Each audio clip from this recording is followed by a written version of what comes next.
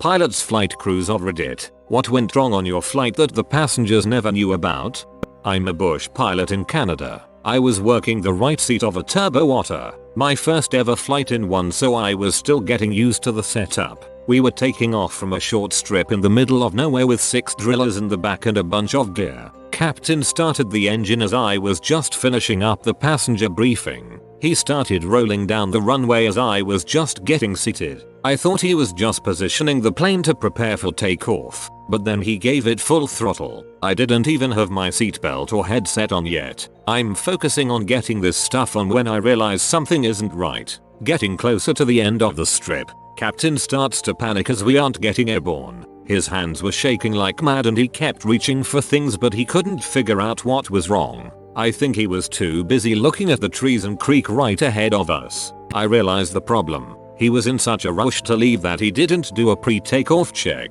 Propeller was still in full course, feathered on shutdown. It should have been full fine for takeoff. I gestured to him the problem and immediately pushed the prop forward. Engine had a huge surge and we just barely cleared the trees at the end of the strip. He acted like nothing happened for the rest of the flight. We didn't even speak a single word to each other. I suspect none of the passengers even realized what had happened and how close we were to being another statistic. When we got back to the airport, I told him I was leaving, packed my bags and never looked back.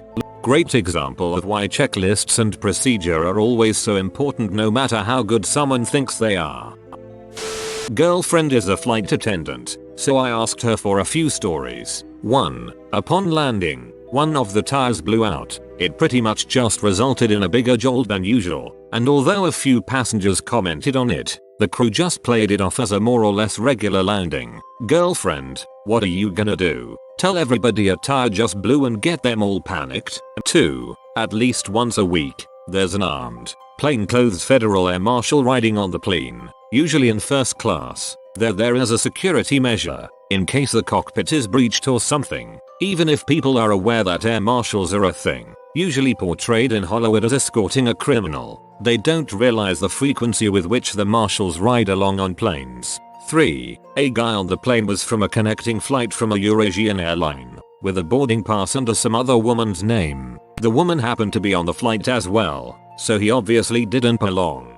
The guy could have stayed if he had just gone through TSA again, but he refused to go through the process and was very strongly insistent on talking to the captain directly. Big red flag right there. No idea what the real story was. She believes that it was a foiled terrorism attempt, but the crew treated it as a simple duplicate boarding pass problem. Again, the problem was dealt with and you don't want to unnecessarily worry the passengers. 4. A lot of people try to join the Mile High Club. Like, a lot.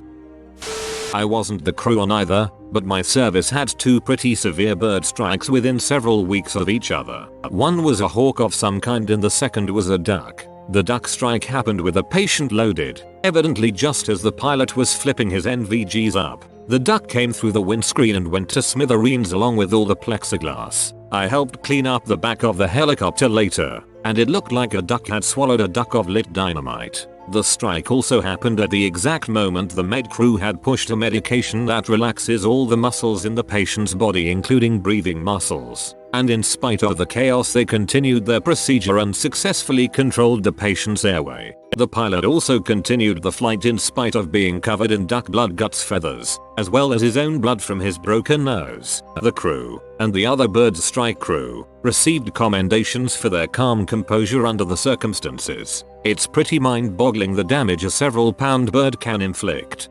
It looked like a duck had swallowed a duck of lit dynamite. I don't care if this was a typo. This is what I'm choosing to believe took place. Not a pilot, but one of my buddies is. We were talking about one of the more remote airports that we'd both visited, located in a difficult place that has a lot of wind shear, so passengers are used to having the plane make a couple of attempts when landing. Anyway, my friend said the sensors for the landing gear malfunctioned, so he couldn't tell whether the wheels were down or if they'd gotten stuck. He flew low, made an announcement to the cabin that they needed to circle the runway because of the wind, and made a call to the control tower asking for someone to make a visual confirmation that the landing gear was fully deployed. My dad had a wasp in the cockpit with him once. He said his first thought when he noticed it right after taking off was, oh, so this is how I die. I used to do contract maintenance work on aircraft, and once a bunch of us were returning from a job in Germany. The plane was a scheduled flight on a small, 50-seat or so, turboprop aircraft, and it was a bumpy flight. I am fairly well traveled, and working on aircraft made me more confident than most of flying. But the turbulence started to get so bad that I was getting nervous. Nobody except the flight crew were allowed to unfasten their seat belts, and even they were being thrown about as they tried to move around. It was by far the worst flight I have been on. So anyway, just as things were getting to the peak of shittiness, one of the stewardesses made her way to one of my colleagues sitting across the aisle, and said, in a hushed tone, "Excuse me sir, is it true that you guys are aircraft engineers? We have a slight problem out the back, and thought you might be able to help."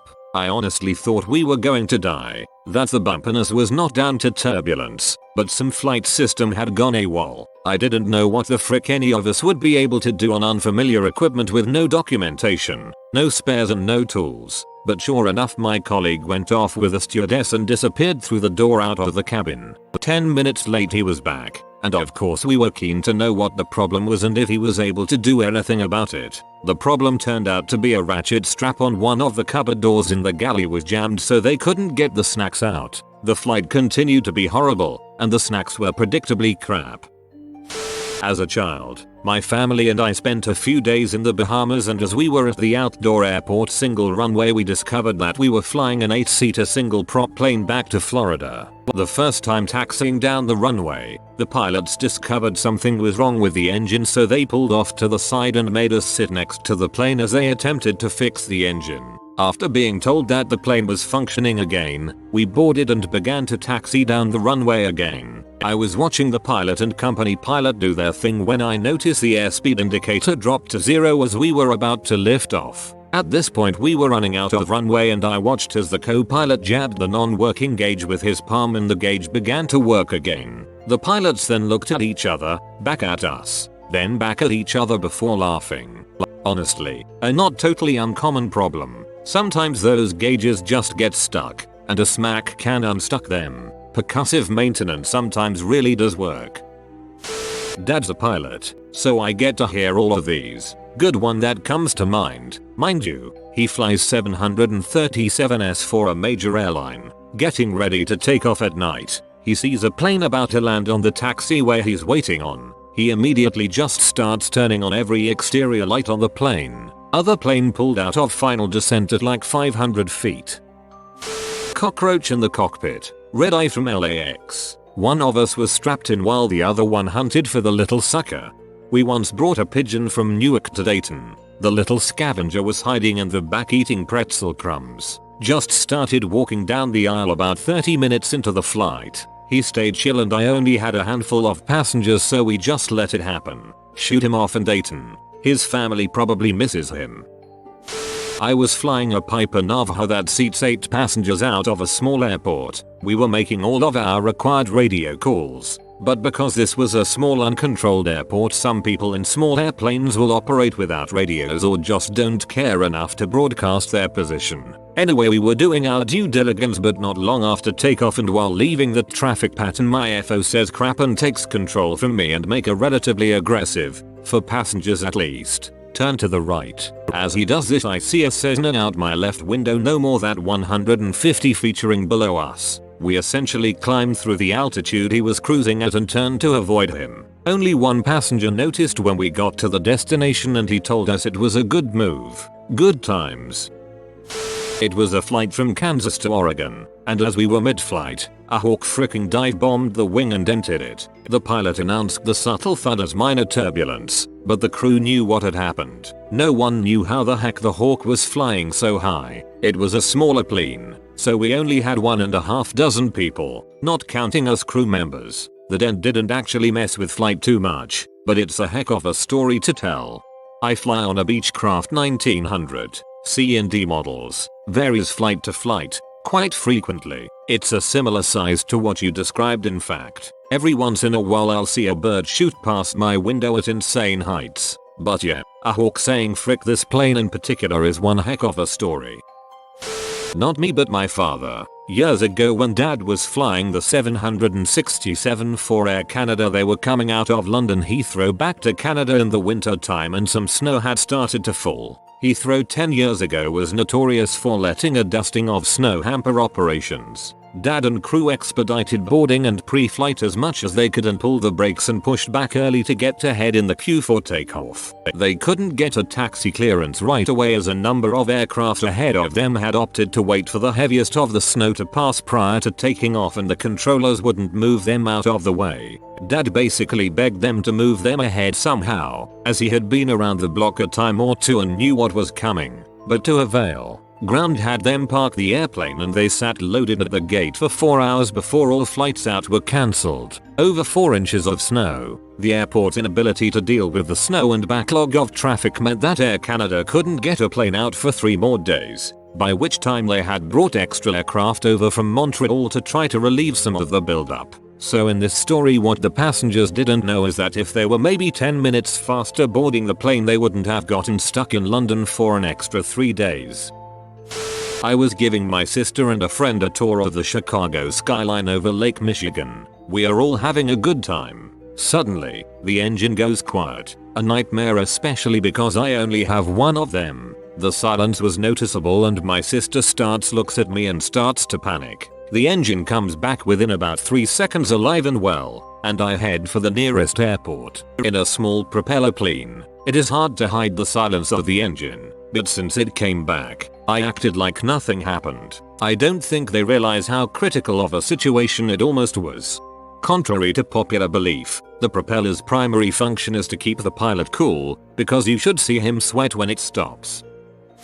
I was asked this question by a passenger while I was experiencing a problem with the rudder brake pedals in the plane I was flying. He basically asked what was the most urgent situation I had encountered while in flight. Little did he know that it was happening in real time at that moment. I had called the tower of my destination airport to report my position and request landing. As I'm going through my checklist, I positioned my feet on the rudder pedals to have authority of the toe brakes to slow the aircraft after landing. As I moved my foot on the right pedal, it sort of flopped forward. What does this mean? A couple potential problems, especially while on approach for landing. With the pedal flopped forward, it meant the top of the pedal would be pushed into the firewall and severely limit right rudder control. Not having bilateral brake control greatly increases the likelihood of a ground loop, or spinning out of control and flipping the plane over or off the runway. I narrated the problem to my passenger as I acted out the physical inspection to try to solve the problem. I reached down with my hand and flipped the pedal back up so that it was at least in the right position. Apparently the linkage for the right brake had become disconnected.